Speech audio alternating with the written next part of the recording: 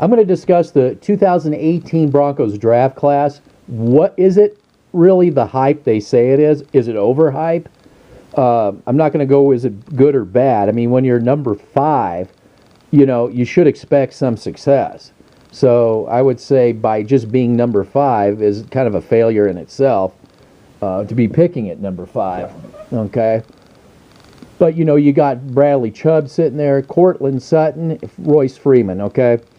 Those 3 should be NFL starters. I mean, in any context, depending, if any other team was there at 5 and picked these guys up. So I'm not, the Denver Broncos absolutely needed receiver help.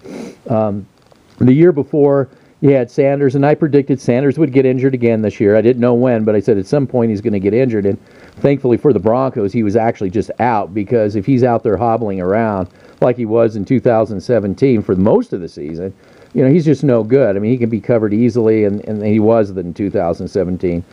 You got Dropsey Doodle, the guy they got rid of, number 88, Thompson. I call him Dropsy Doodle. They were on their way out, so they definitely needed to upgrade their wide receiver core. And Courtland Sutton again, just by virtue of where their position is. Excuse me. And then Royce Freeman, yeah, I mean, sure, yeah, why not? Isaac Yiadom. Now that's a question mark. He has improved. His trajectory seems to be in the right direction. So, but again, that's a number 3 pick. You hope at number 5 you can get that right. Now, number 4, DT Jewell. Now, this guy right here, I am absolutely not impressed with.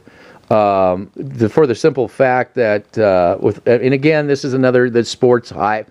Denver hype this guy up. The fact that top tier running backs just plow the guy over. Top receivers, he just can't seem to get a good tackle on anybody. He either gets plowed over or they just peel him off. They just peel him off when he tries to tackle. Definitely not impressed with him. As a matter of fact, we passed up a guy out of UCLA that the Ravens got, and I was looking at the stats between the two, and both played 14 games, but DT Jewell has started in 14 games, and Kennedy, I believe, is his name. He is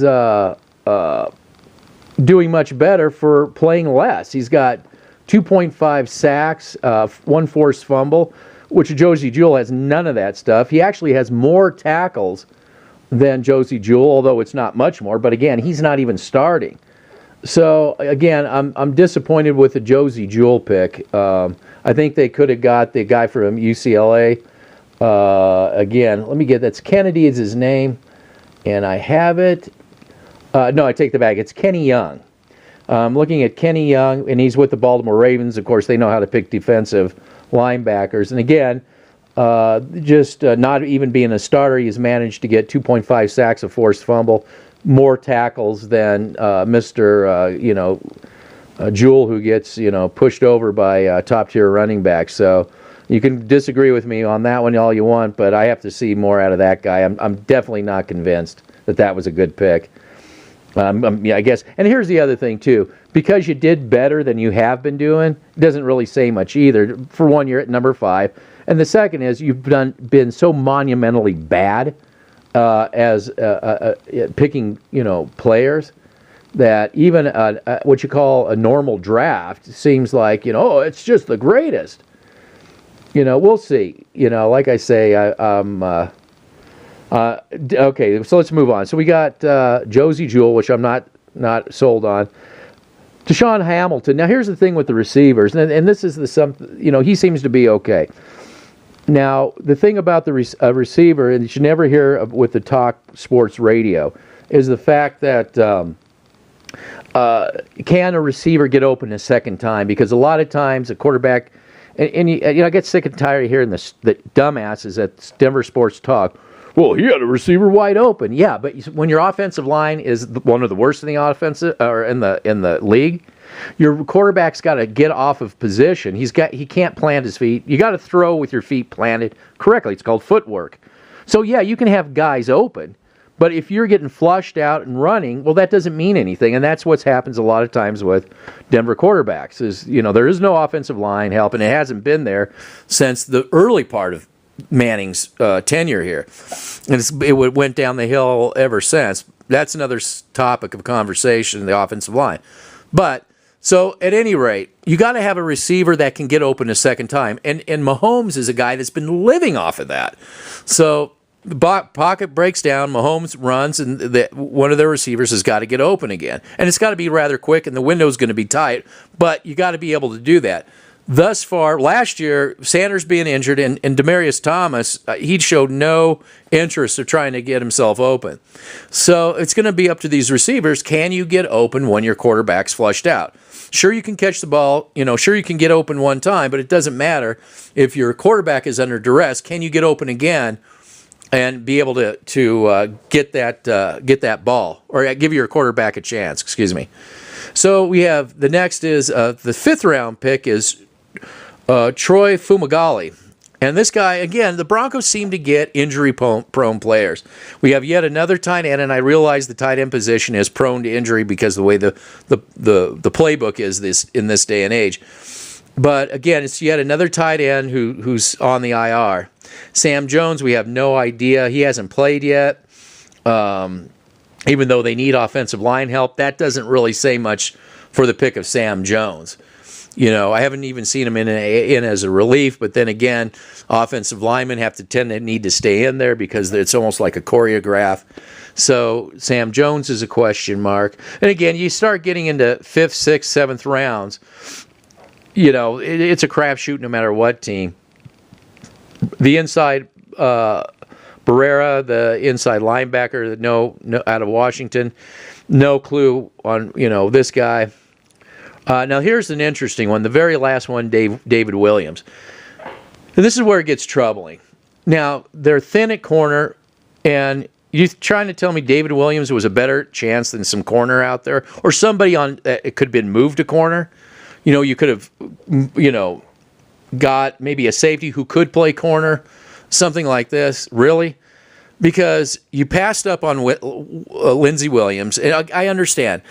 So did the 32 other teams. But look, he's in your backyard. You have the inside baseball on the guy. So why would you pick a Lindsey Williams over a David, or a Lindsey over a David Williams? Again, it's it makes you wonder what they're thinking over there. Again, I don't know. So in my opinion, it's just like it's an okay draft. The first 3 picks are what they should be at round 5. And I know there's a quarterback component. Should have they got a quarterback? In my estimations, no, because this is the problem. No matter how good the draft class presumably is, we don't really know right now, but presumably this is supposed to be a great draft class, and that's yet to be seen. But let's say it's the best draft class since 1983. Okay, let's just say that. Well, here's the problem. You're going to draft a quarterback that's going to come in and probably go through a number of coaches, and each coach that's going to come in is going to say, "Well, I didn't draft that guy." And the only 2 that they really could have got, because the teams ahead of them were dead set on the quarterbacks they were getting. They weren't going to relinquish them. That's why they couldn't go after him. They wanted Darnoldson. There's no way they could get him. Cleveland was set on Baker Mayfield. They weren't going to get him. So you had Josh Rosen, and then you had Allen, and they could be great quarterbacks. They could end up being the better out of all the other guys. But again, you're going to bring them into a place where they're going to fail because there's no structure for a quarterback here. They don't even know what their identity is. So as you start going through the coach carousel, you're not doing them a service. You're really just going to screw up their career. So we might as well have them go somewhere else, whether it pans out or not somewhere else. That's another subject. But they have to get a coaching staff in here that has a system before you can even start talking about quarterbacks. And that's the problem with quarterbacks is that, I call it the Cleveland Brown effect. Cleveland Brown, everybody acts like a Cleveland Browns fan where we're the number 1 pick. We get the nice, shiny new quarterback. And it fails. Now they got a guy they think that should take them, somewhere. Not saying that those other guys couldn't have, but they really didn't have nothing going for them during those years. Maybe they have a coaching staff with a system. They've got player personnel now. Maybe Baker Mayfield actually has a chance to do something. And that's just something you don't see here. So what I say about the Denver 2018 Broncos draft class is that it was just overhype. And it was a normal draft class. There's some picks I don't agree with. DT Jewell, I think, is way overrated from what I've seen on the field. And they could have got, the guy that the Ravens picked up as inside linebacker, who's just in playing the few games, times he's out on the field, has already surpassed DT Jewell. So, Deshaun Hamilton looks like that should be a pretty solid pick. Isaac Adam, but this is 3, 2, and 1. There's no excuse why you shouldn't produce at least on the first 3 picks. I mean, come on. So again, it looks like they're gonna have not as good of a place next year, but I mean still significant. So it's gonna, again, we're drafting into a team that doesn't have a defensive or an offensive system. So, who knows how that's going to affect these players. But that's it.